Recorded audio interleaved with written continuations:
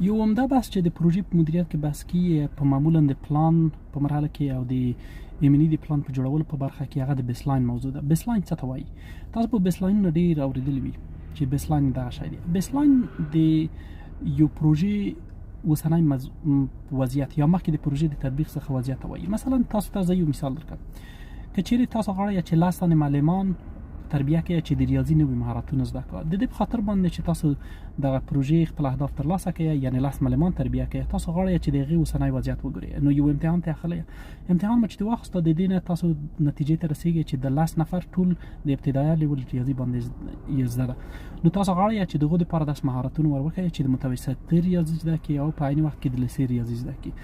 نو کله چې تاسو د پروژې ختم مرحله ته ورسئ او یا هم د پروژې په مابین کې وای چې کله ارزیابي کړئ، نو تاسو هغه د خپل بیسلاین څخه ګورئ چې مثلا مخکې 2 لیول باندې او اوس 2 لیول ته موږ ولاړ شو.